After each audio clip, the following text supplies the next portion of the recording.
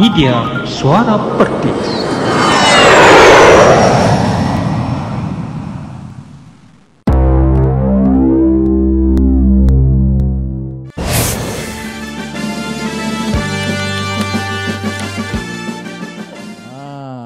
Ini peserta kita. Kita dengan segala hormat yang persilakan peserta kita yang ketiga dengan tajuknya Jadilah Hamba Allah yang Berdoa.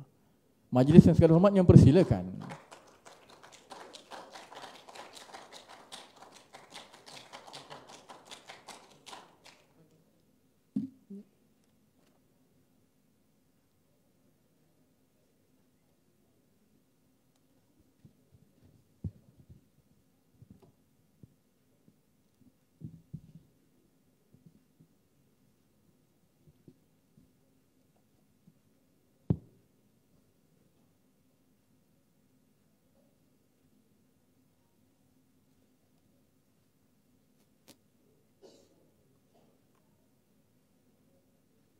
Assalamualaikum warahmatullahi wabarakatuh. Waalaikumsalam.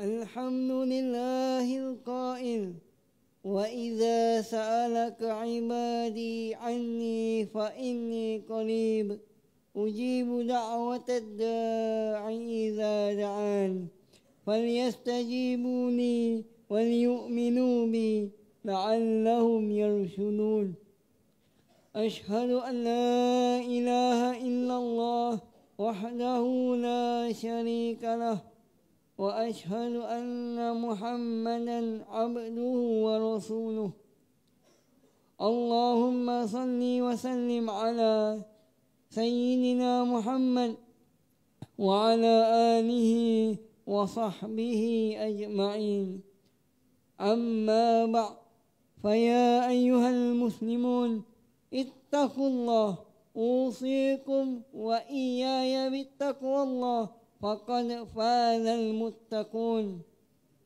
قال الله تعالى يا أيها الذين آمنوا اتقوا الله حق تقاته ولا تموتن إلا وأنتم مسلمون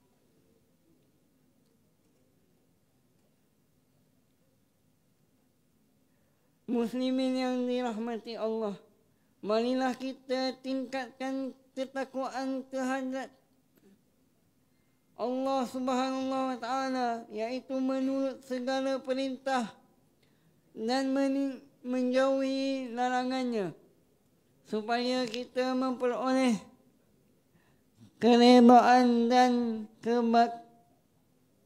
keberkatan hidup di dunia dan di akhirat. Khutbah hari ini adalah bertajuk Jadilah Hamba yang Berdoa. Muslimin yang dirahmati Allah, amalan berdoa merupakan salah satu daripada elemen yang penting dalam kehidupan seorang Muslim. Hukum berdoa adalah sunat ataupun mustahab. Yang ini digalakkan. Ia merupakan pengakuan kepada kekuasaan Allah Subhanahu Ta'ala.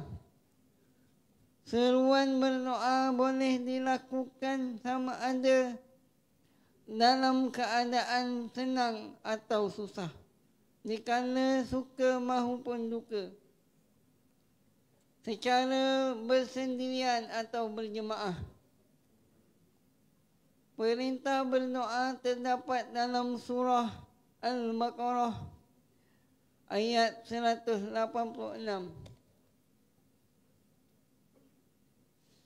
A'udzu billahi minasy syaithanir rajim. Wa idza sa'alaka 'ibadi 'anni fa inni qarib ujibu da'watad da'i idza da'an فَلْيَسْتَجِيبُونِي وَلْيُؤْمِنُوا بِي لَعَلَّهُمْ يَرْشُدُونَ.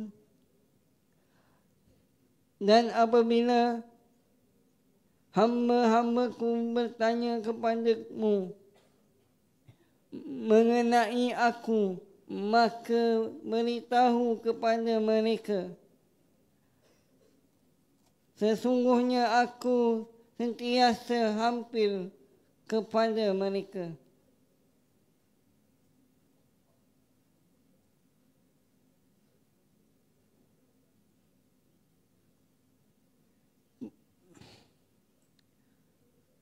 Perkenankan permohonan orang yang berdoa apabila ia berdoa kepadaku.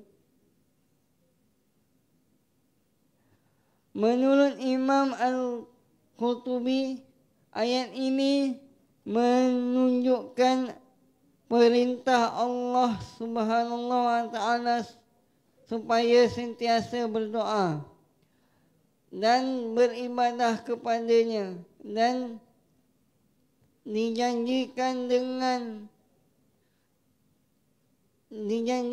bahawa doa-doa yang dipohon akan dimakbulkan. Demikian juga Allah Subhanahu wa taala murka terhadap hamba yang tidak berdoa. Firman Allah Subhanahu wa taala dalam surah Ghafir ayat 60. A'udzu billahi minasyaitonir rajim. Innal ladzina yastakbiruna 'an ibadati sayadkhuluna jahannama dakhilin. Sesungguhnya orang-orang yang sombong, takbur daripada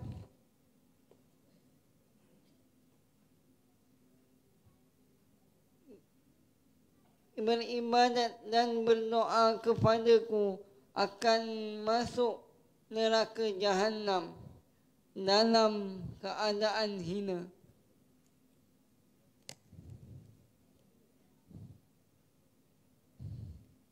Abu Hurairah radhiyallahu anhu meriwayatkan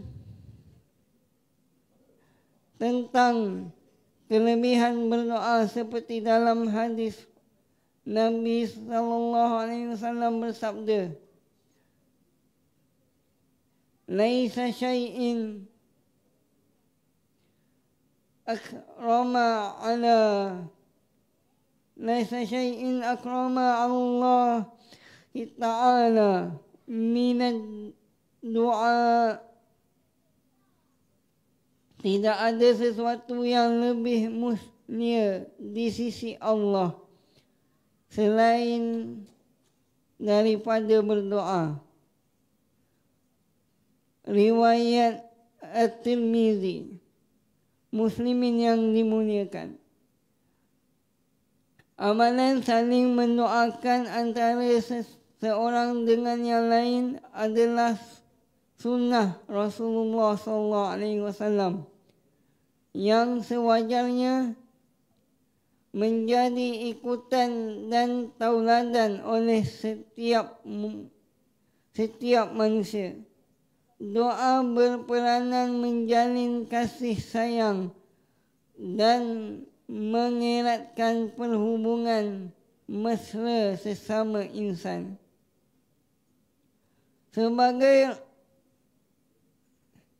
contoh, Rasulullah SAW menyuruh kita mendoakan orang yang bersin. Hadis daripada Abu Hurairah radhiyallahu anhu bahawa Rasulullah bersabda yang bermaksud, apabila salah seorang daripada kamu bersin, maka hendaklah ia menyebut Alhamdulillah dan menjawab bagi saudara atau sahabatnya, Yarhamkallah. semoga Allah merahmatimu. Maka apabila seseorang menyebut kepadanya orang yang bersin, yarhamkallah, maka hendaklah menyebut yahdikumullah wa yuslih balakum, semoga Allah memberi petunjuk dan memperbaiki sifatmu. Riwayat Al-Bukhari. Ibnu Abbas radhiyallahu anhuma pula menceritakan pengalamannya melalui sebuah hadis. Suatu ketika Nabi Muhammad sallallahu alaihi wasallam balik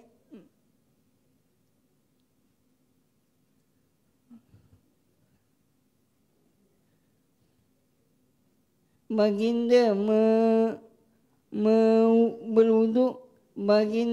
Baginda bertanya, siapakah yang meletakkan air ini?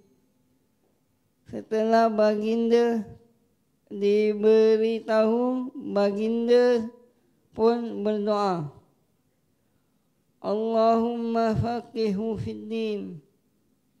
Ya Allah,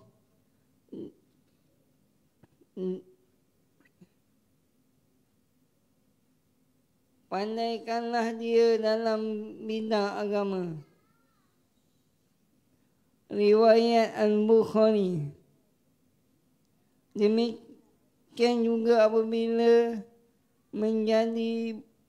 mendapat berita bahawa sahabat kita ditimpa musibah, sama ada disebabkan kematian dan sebagainya, sunnah kita mengucapkan takziah atau mendoakannya tanda simpati seperti berikut. Inna lillahi wa inna ilaihi raji'un.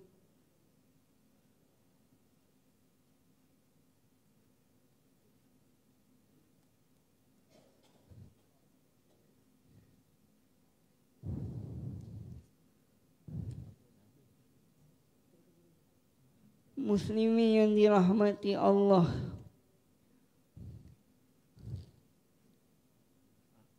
walau bagaimanapun kita diingatkan jangan sesekali memohon sesuatu doa yang tidak baik ke atas diri sendiri.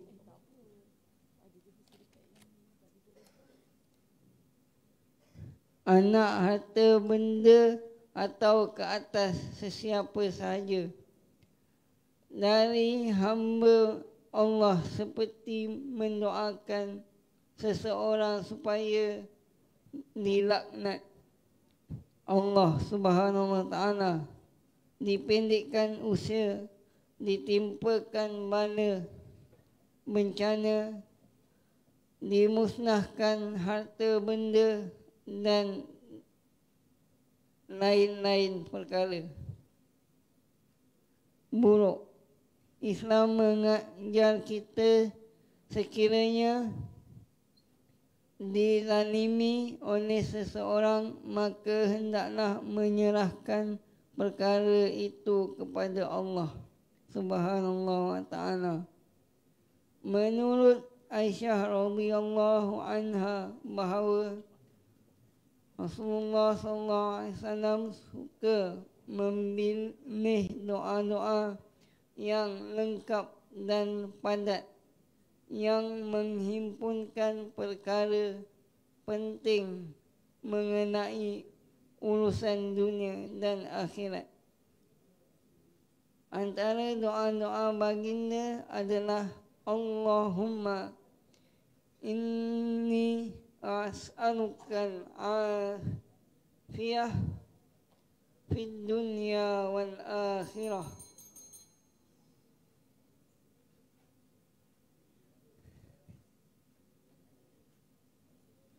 Assalamualaikum warahmatullahi wabarakatuh. Majlis merakamkan jutaan terima kasih kepada saudara Muhammad Abdul Wafiq bin Muhammad Mazhiran atas bacaan khutbah itu tadi.